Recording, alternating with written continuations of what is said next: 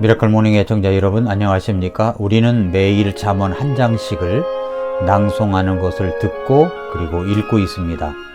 우리가 매일 잠언 말씀을 하루에 한 장씩 읽는다면 한 달 동안 잠언 말씀을 전부 읽고 듣고 하는 것이고 1년이면 12번을 듣고 읽는 것입니다.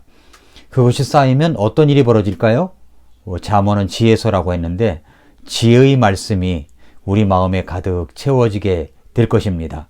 잠언 4장 1절부터 8절의 말씀을 낭송으로 한번 들어보겠습니다. 자녀들아, 너희는 아버지의 훈계를 들으며 주의를 기울여 명철을 알라. 내가 너희에게 선한 교리를 주나니 너희는 내 법을 버리지 마라. 나도 내 아버지의 아들이었으며 내 어머니의 눈앞에서 연약하고 유일하게 사랑받는 자였노라. 아버지도 나를 가르쳐 내게 이르기를 내 말들을 내 마음에 간직하라. 내 명령들을 지키라. 그리하면 살리라. 지혜를 얻으며 명철을 얻으라. 그것을 잊지 말며 내 입의 말들에서 돌이키지 말라. 지혜를 버리지 말라. 그리하면 그것이 너를 보존하리라. 그것을 사랑하라. 그리하면 그것이 너를 보호하리라. 지혜는 으뜸 가는 것이니 그러므로 지혜를 얻으라. 내가 얻은 모든 것으로 명철을 얻을지니라. 그것을 높이라. 그리하면 그것이 너를 높이리라. 내가 그것을 품으면 그것이 너를 존귀로 인도하리라. 지혜는 으뜸 가는 것입니다. 그러므로 지혜를 얻어야 합니다. 그 지혜를 높이면 그 지혜가 나를 높여줄 것입니다. 그 지혜를 품으면 그 지혜가 나를 존귀로 인도해 줄 것입니다. 잠언은 지혜서입니다. 그래서 지혜를 얻어야 합니다. 그러면 지혜라는 것이 무엇입니까? 그것을 저는 잠언 2장에서 찾아보았습니다. 잠언 2장 5절 6절에 보니까 그때에 주 두려워하는 것을 깨닫고 하나님 아는 것을 발견하리니 이는 주께서 지혜를 주시며 그분의 입에서 지식과 명철이 나오기 때문이니라 라고 말씀했습니다. 우리는 깨닫는 것으로는 구원받을 수가 없습니다. 하나님 앞에 죄를 회개해야 되고 예수님이 내 죄를 용서해 주신 주님이라는 것을 믿고 영접해야 구원을 받을 수가 있습니다. 우리가 구원받고 나서 하나님의 말씀을 깨닫고 내 영적 생활을 지내는 것은 대단히 중요합니다. 깨우친다는 것, 깨닫는 것은 우리의 믿음 생활에서 꼭 있어야 할 요소입니다. 그런데 깨달아야 할 것 중에 가장 우선순위에 와야 할 것은 바로 주님을 두려워하는 법을 깨닫는 것입니다. 주님을 두려워한다는 것은 무엇을 말하는 것입니까? 잠언 1장 7절에 보니까 주를 두려워하는 것이 지식의 시작이거늘 어리석은 자들은 지혜와 훈계를 멸시하느니라. 잠언서의 주제어와 같은 주제구절과 같은 말씀이 잠언 1장 7절입니다. 주님을 두려워하는 것이 지식의 시작, 근본입니다. 잠언에는 주 하나님을 두려워하는 것과 자기 의지대로 살아가는 어리석음을 대조해서 말씀해 주시고 있습니다. 우리는 자기 의지대로 살아가는 사람들이 아니라 주님을 두려워하는 법을 알아서 주님을 의지하며 살아가는 사람들입니다. 그런 의미에서 이 잠언서는 우리에게 무엇을 주시려고 하는 것입니까? 주님을 두려워하는 것보다 더 중요한 깨달음은 없는 것입니다. 두려워하다라는 말은 히브리어로 이르아라는 말인데 두려움이라는 말입니다. 공포나 두려움의 감정을 말하는 것이 아닙니다. 하나님을 두려워하는 마음이 생길 때 하나님을 진심으로 공경할 수 있는 마음이 생기는 것입니다. 하나님을 두려워한다는 말은 하나님을 진심으로 공포나 두려움의 대상으로 생각할 수 있는 것을 포함하는 겁니다. 이것만 있는 게 아니라 포함하는 겁니다. 그렇게 하나님을 두려워할 때 우리는 진심을 다하여 하나님을 공경하는 마음이 생길 수가 있습니다. 우리가 진심으로 하나님을 두려워한다면 인생 그렇게 막 살지 않습니다. 한순간 한순간을 주님을 진심으로 두려워하며 살아간다는 것입니다. 우리가 주님을 두려워하는 것을 깨닫는 것이 우리의 신앙생활에서 제일 우선순위에 와 있어야 됩니다. 여러분은 주님을 진정으로 두려워하십니까? 주님을 두렵고 떨림으로 섬기는 마음을 갖고 계십니까?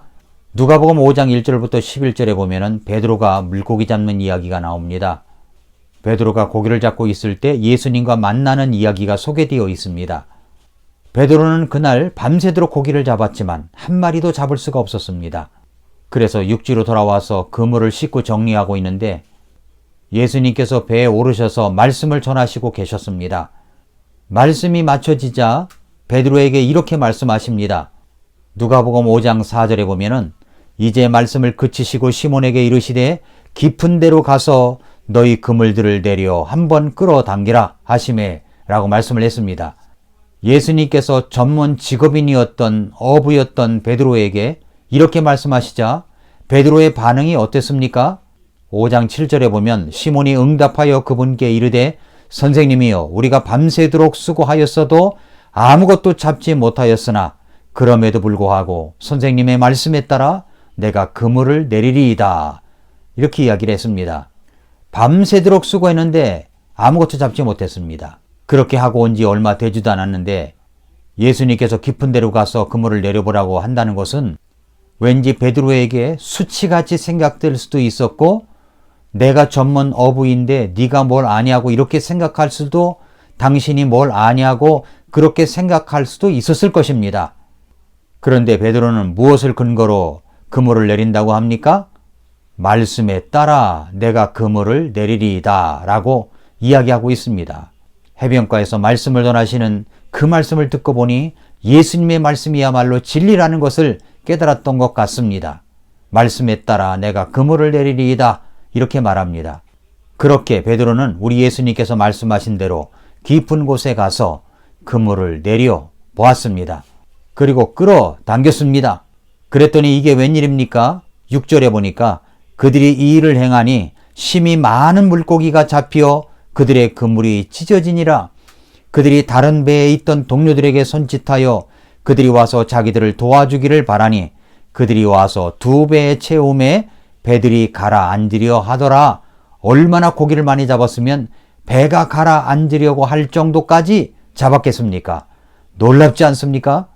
얼마나 놀라운 일입니까? 이 정도가 되면 베드로가 예수님께 달려와서 우리 동업하자고 그렇게 이야기할 만하지 않습니까? 그런데 베드로는 어떻게 합니까? 예수님께 달려와서 무릎을 꿇습니다. 그리고 이렇게 말합니다. 누가복음 5장 8절에서 시몬 베드로가 그것을 보고 예수님의 무릎 앞에 엎드려 이르되 오 주여 내게서 떠나소서 나는 죄 많은 사람이니이다 하니 라고 이야기를 했습니다. 베드로는 예수님에게서 하나님을 발견한 것입니다. 그 예수님이 두려웠습니다. 바닷속의 물고기 방향도 아시는 하나님께서 내 마음속에 죄악 덩어리가 가득 차 있는 것을 모르시겠습니까?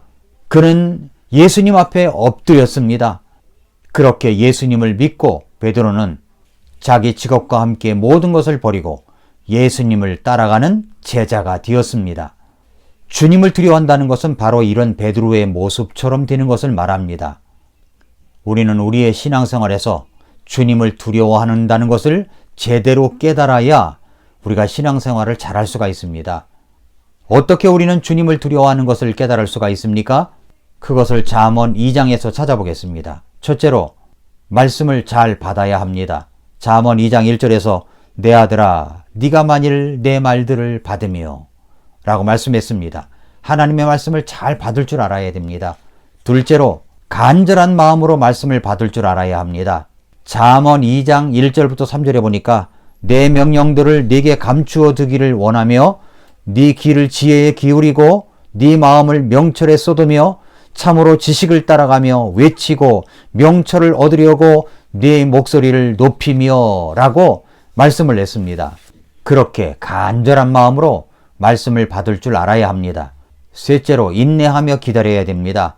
잠언 2장 4절에 보니까 은을 구하는 것 같이 그것을 구하고 감추어진 보화들을 찾는 것 같이 그것을 찾으면 이라고 얘기했습니다.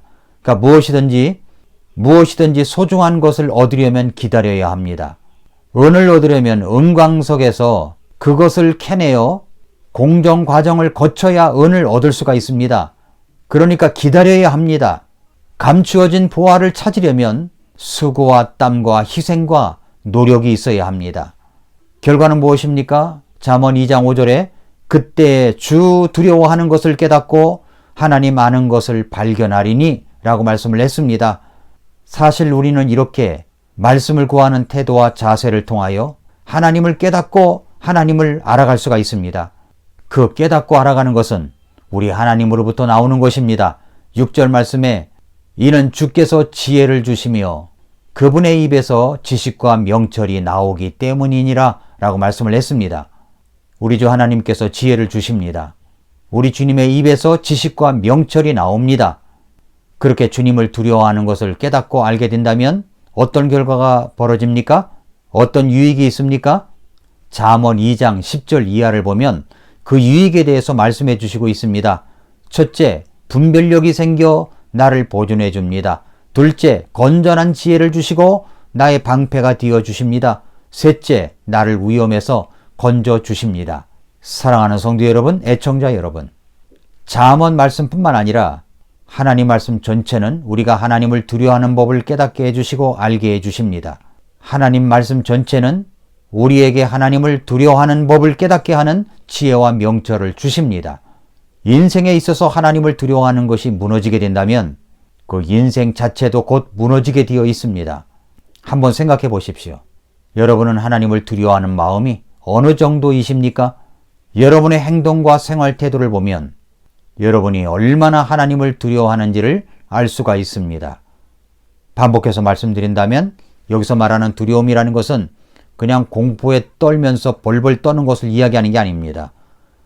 하나님을 무서워하면서도 두려워하면서도 하나님을 극진히 존경하는 마음을 담고 있는 두려움을 이야기하는 것입니다.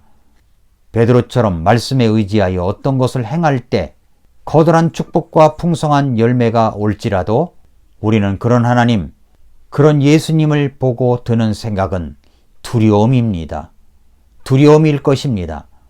주님의 그 크고 놀라우신 광대함의 모습, 자연의 모든 길을 아시는 그 하나님, 내 마음 깊은 것도 아시는 그 주님께 우리는 스스로 무릎 꿇어 주님을 두려워하며 경배하게 될 것입니다. 온 세상이 두려움에 떨고 있습니다. 그러나 우리는 생사화복을 주장하시는 하나님을 바라보며 그 하나님을 두려워할 줄 아는 사람들은 세상이 주는 두려움에 굴복하지 않습니다. 주님을 두려워하는 것이 지식과 지혜의 시작입니다. 오늘도 미라클 모닝입니다.